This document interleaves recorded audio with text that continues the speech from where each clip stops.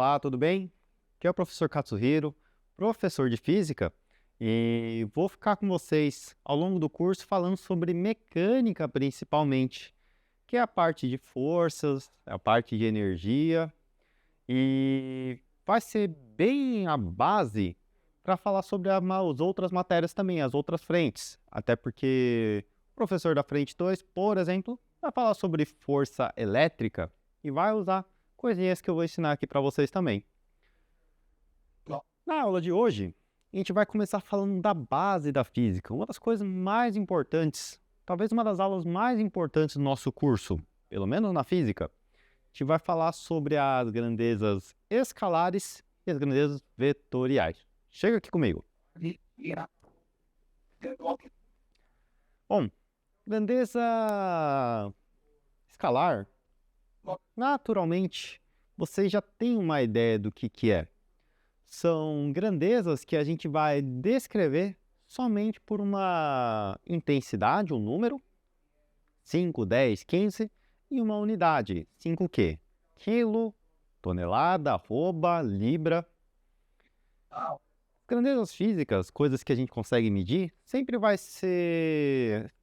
ter essas duas informações, unidade e um número. Então, 5 metros, 10 metros, 5 centímetros, 5 milímetros.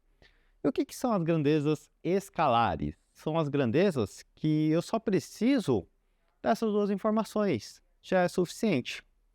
Por exemplo, a massa.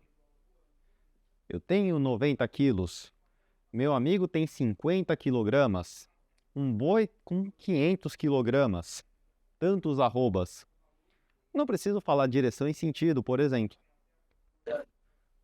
Volume, 5 litros, 1 metro cúbico, é o suficiente.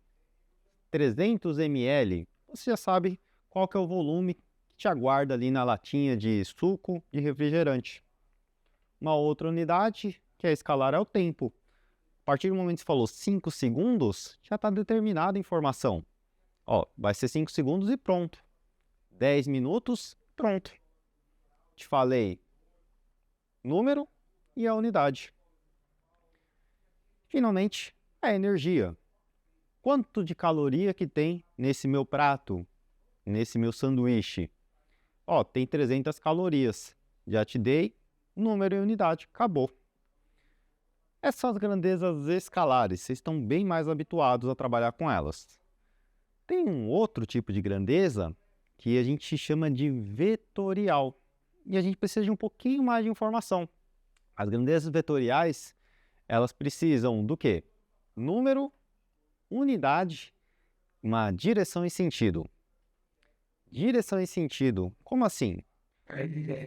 Das grandezas vetoriais, a mais básica que eu consigo pensar é a de posição. Vamos lá. Vamos imaginar que eu estou na sua casa e falo, cara, eu queria um pastelzinho de feira. Onde que tem uma feira aqui?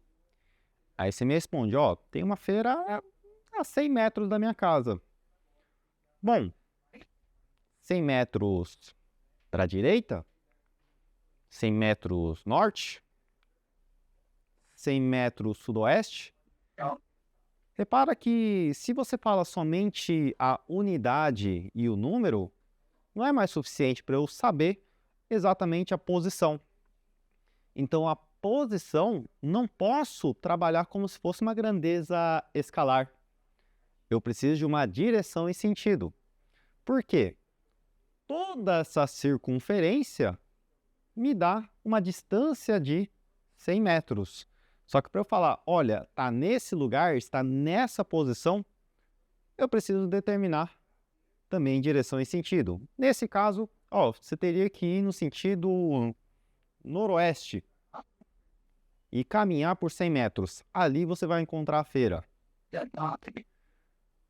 Grandezas vetoriais são grandezas que você não pode falar somente, olha, tenho 5 metros por segundo, tá? 30 metros, 7 metros por segundo ao quadrado. São grandezas que eu preciso apontar também. Um outro caso, uma outra grandeza que vocês estão habituados, que é vetorial é a velocidade. Poxa, Katsuhiro, mas quando você fala sobre, você está correndo? Eu falo, ó, tô a 50 km por hora. Ah, não, tá tranquilo. Você só falou a velocidade. Porque nesse caso você está pensando velocidade como se fosse energia. Quanto maior a velocidade, maior a energia. E energia realmente é uma grandeza escalar. Só que agora pensa comigo. Você está esperando seu amigo, seu pai, para te encontrar. Seu pai fala que está a 50 km por hora fugindo de você, é uma coisa. Se ele está a 50 km por hora vindo para você, é outra. Então, a velocidade, se você mudou a direção e o sentido, vai ter efeito diferente. Significa que a velocidade é uma grandeza vetorial. E tudo na física que você mudar a direção e sentido, você gerar uma reação diferente, vai ser uma grandeza vetorial. Se eu puxo um objeto para cima, é diferente de eu empurrar esse objeto para o lado. Vai ter reações diferentes para esse objeto. Então, a força é uma grandeza vetorial. Que outras grandezas são vetoriais aqui? Só para exemplificar, diminui aqui para mim, por favor. Só de comecinho de conversa, segue aqui alguns exemplos. Posição, que eu acabei de trabalhar com vocês, a velocidade, a força e o campo elétrico, que vai ser visto também lá na frente 2. Outras grandezas vetoriais vão surgir ao longo do nosso curso e o professor vai ficar enfatizando para você lembrar que precisa trabalhar como um vetor, tá bom? Muito obrigado pela sua atenção e no próximo vídeo a gente vai começar a falar sobre como trabalhar os vetores, como representar os vetores. Até lá, tchau, tchau!